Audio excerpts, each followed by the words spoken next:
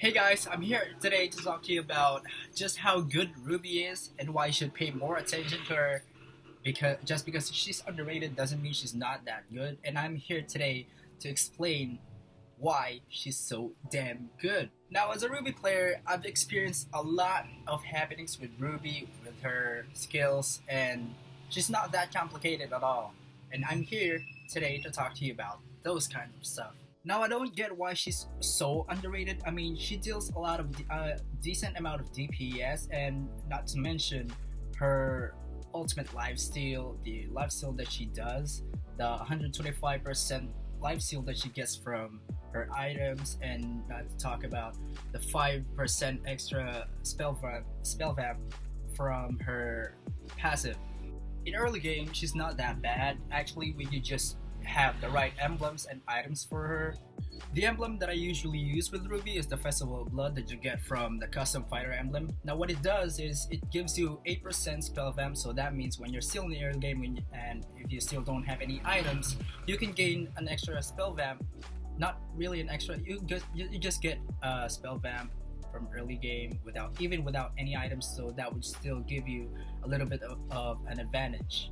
Now add it up with some items that you build mid to late game, that would give you a really huge boost in lifesteal. Thus, the powerful lifesteal that Ruby has, with my experience that is.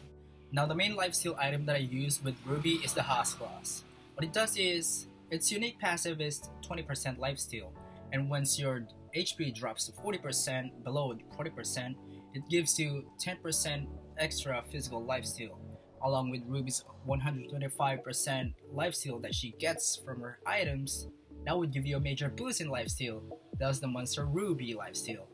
And for the boots, I always use the Magic Shoes, which gives you 10% cooldown reduction for your skills. So you can maximize the amount of skills that you can use along with your lifesteal. So that is a maximum potential for you to utilize your skills for a short amount of time. Does that make sense? Well, take a look at it like this. When you have more cooldown reduction, that means you can use your skills a lot more than when you don't have cooldown reductions.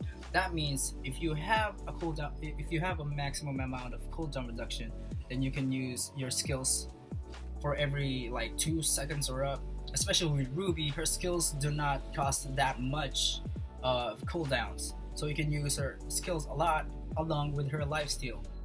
Now for the laning part, in early game I usually just focus on getting creeps and monsters, and my goal is to finish the first turret before roaming around because Ruby is not that mobile when it comes to roaming. So I just focus on a single lane, push the first turret, and then go to the mid lane to push their turret and go back to top lane, or if I'm going top lane that is, or bottom lane, vice versa. So once I finish the first turret, I go to the other lane to help push their turret, and then I'm gonna go back to my lane to clear up some waves, and by then I would have already fed myself with the creepers. That would give me opportunities to build more items. So now that I've cleared up lanes and gained some goals to build more items after I built my Hask Claws and my boots, my magic boots, I build the Endless Battle next. Now, the Endless Battle is my main source of damage. Well, on the other hand, Haas Class is my main source of lifesteal. Endless Battle is my main source of damage. What it does for its passive is you deal 70% of damage of physical attack as true damage after using an ability for your basic attack. And I always rely on Ruby's basic attacks right after I use skills. Not to mention, it also gives you an extra 10% cooldown reduction, so you can use your skills a lot more than when you don't have cooldown reductions at all. And it also gives you 15% lifesteal, so you can just stack up your lifesteal more and more until you get the monster lifesteal that Ruby is supposed to have. Now what I build next right after the Endless Battle is the Queen's Wings. Now what it does is it gives you 10% extra cooldown reduction, 40% physical and magical defense when your HP drops below 40% like the Haas class, and extra 15% lifesteal. So you can stack it up with the Endless Battles lifesteal, the Haas class lifesteal. I don't know if it limits to some sort of limit to the amount of lifesteal that you can get, but it doesn't matter as long as you get the monster lifesteal that you have, then you're gonna be fine. I don't really count it that much, but when I combine those two, Hospitals and Gwen's Wings, it makes Ruby a monster when it comes to lifesteal. Makes her beat Alpha when it comes to lifesteal. Alpha, you gotta be careful next time. Now that we're on the late game, the end game, I usually go to different lanes to farm more CCs.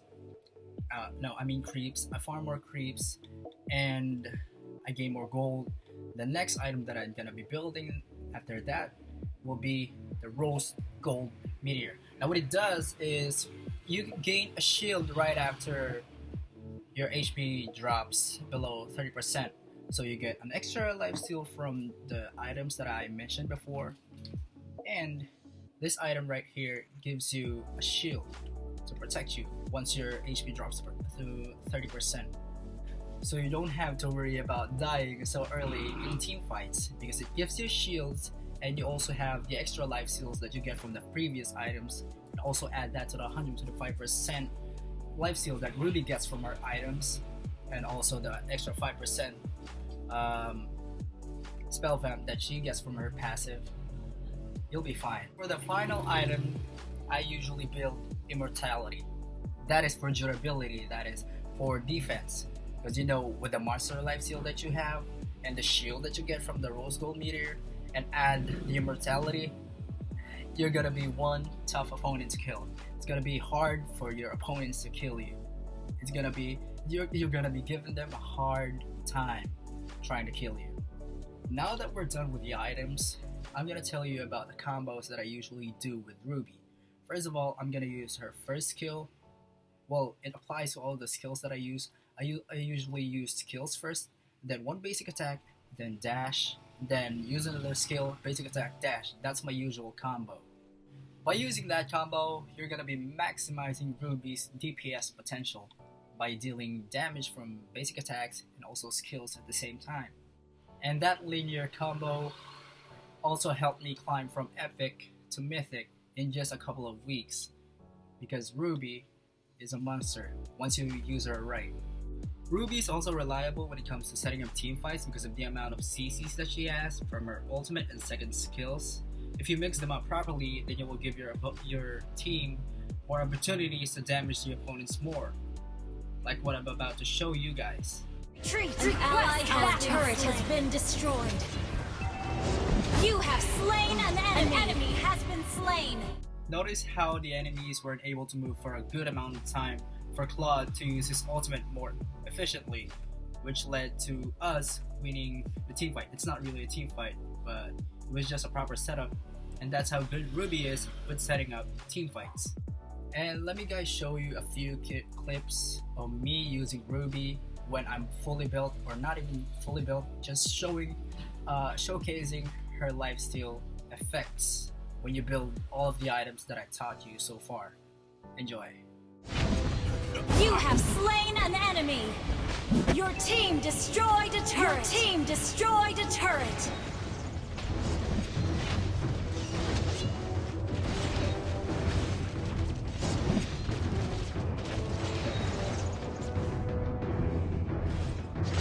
Enemy double kill. Enemy triple kill.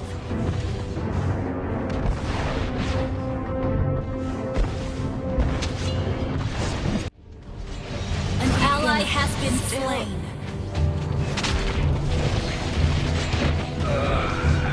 Your team destroyed a turret. Shut down. An enemy has been slain.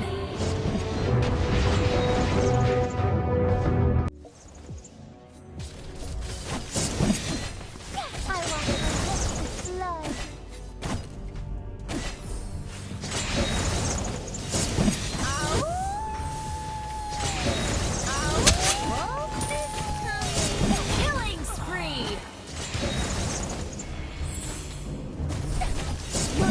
Destroyed a turret!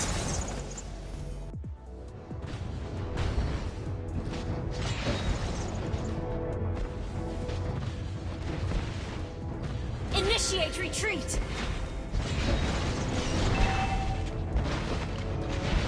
An ally has been been slain. Initiate retreat!